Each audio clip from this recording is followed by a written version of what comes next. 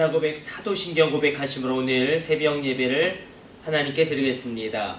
전능하사 전지를 만드신 하나님 아버지를 내가 믿사오며 그 외아들 우리 주 예수 그리스도를 믿사오니 이는 성령으로 잉태하사 동정녀 마리아에게 나시고 본디오 빌라도에게 고난을 받으사 십자가에 못 박혀 죽으시고 장사한 지 사흘 만에 죽은 자 가운데서 다시 살아나시며 하늘에 오르사 전능하신 하나님 우편에 앉아 계시다가 저리로서 산자와 죽은 자를 심판하러 오시리라.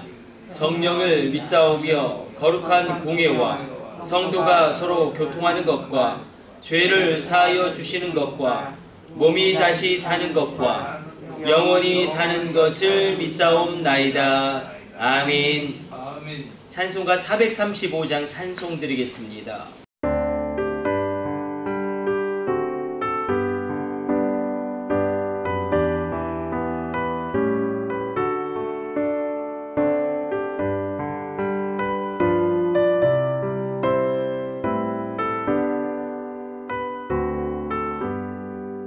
나의 영원하신 기업 생명보다 귀하다.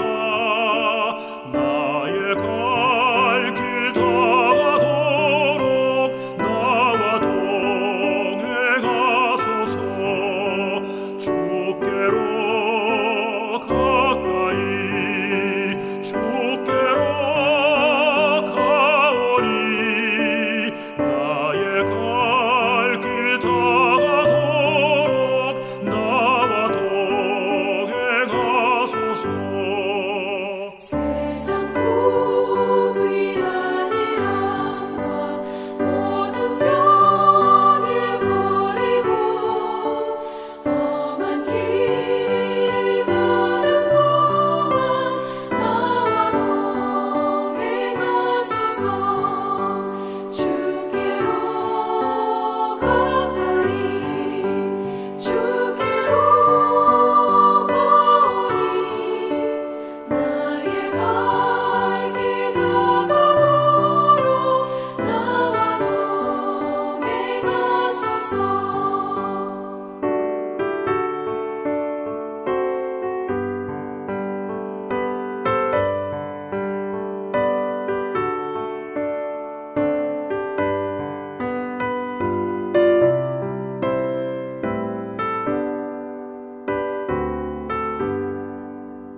어둠 몰짝 지나가며 험한 바다 건너서 천국 문에 이르도록 나와 동행하소서.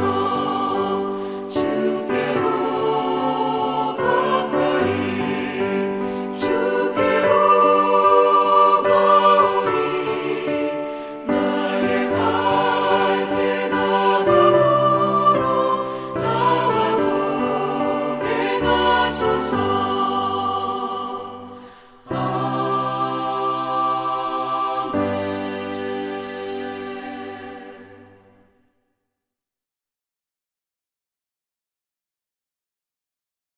오늘 우리에게 주시는 하나님의 말씀은 레위기 16장 29절의 말씀입니다.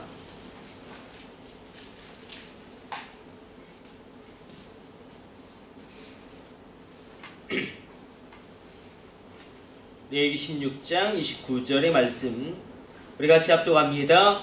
너희는 영원히 이 규례를 지킬지니라. 일곱째 달 곧 그 달 10일에 너희는 스스로 괴롭게 하고 아무 일도 하지 말되 본토인이든지 너희 중에 거류하는 거류민이든지 그리하라. 아멘.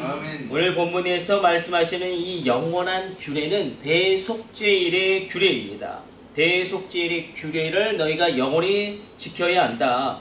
이 영원한 규례가 너희 가운데 징표가 될 것이다 말씀하시는데, 이 대속죄일의 제사는 그러므로 영원히 끊이지 않고 반복되어지고 지속되어져야 한다. 그래도 불구하고 구약시대의 이 대속죄일의 제사는 일단 대제사장이 불완전하죠. 그리고 이 속죄의 제물로 드려지는 동물이 한계를 가지고 있고 흠이 있을 수 있기 때문에, 그리고 반복해서 드려야 합니다.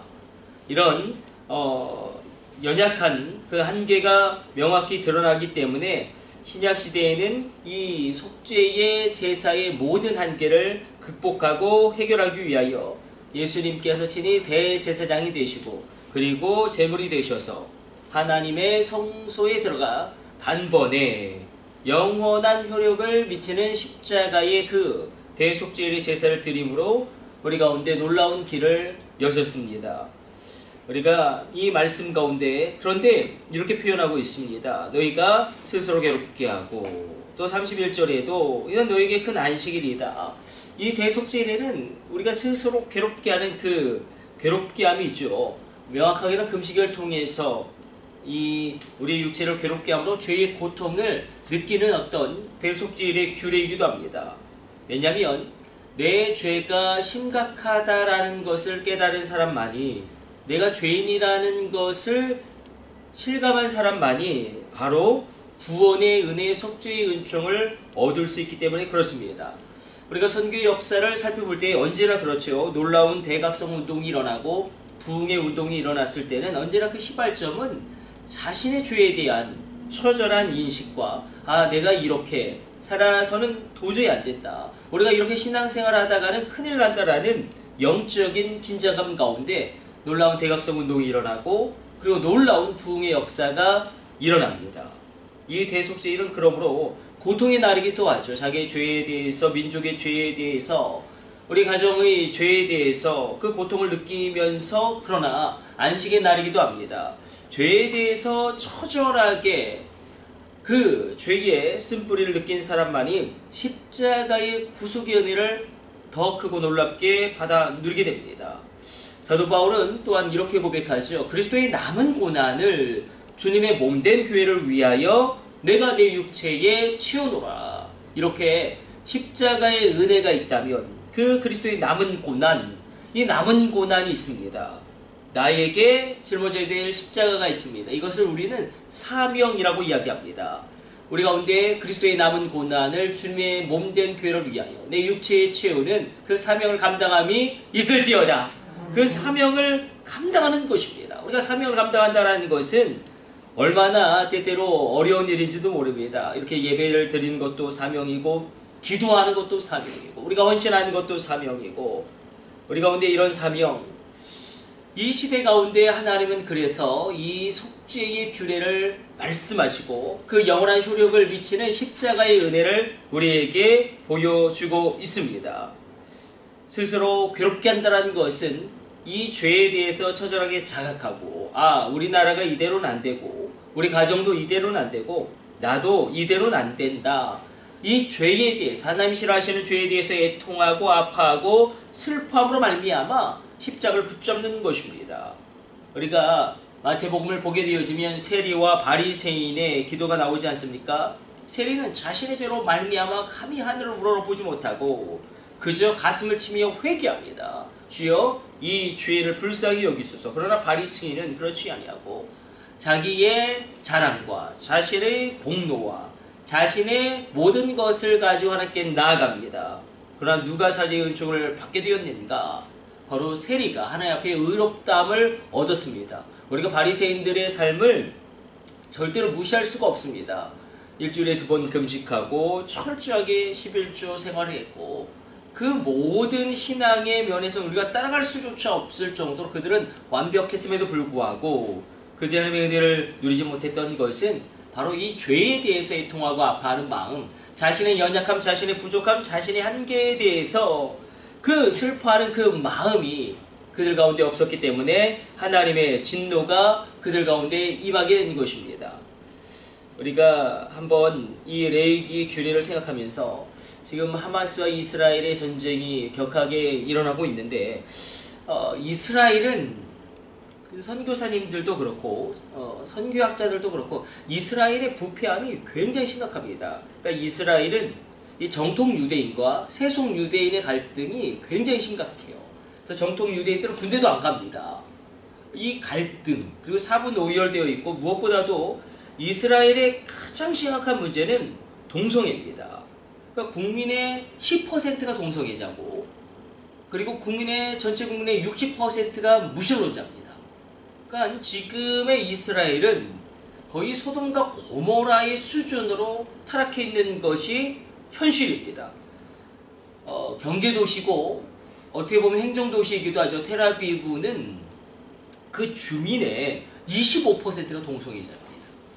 이 텔아비브와 예루살렘 아주 그냥 1년에 2차례 이 동성애 축제가 벌어지는데, 그래서 사실 이 초막절이 끝나는 날에 들판에서 밤새 축제를 그들이 벌이다가 이 모터글라이드 타고 넘어온 하마스에 의해서 현장에서 260명이 사살당하고 굉장히 큰 참변이 일어났죠.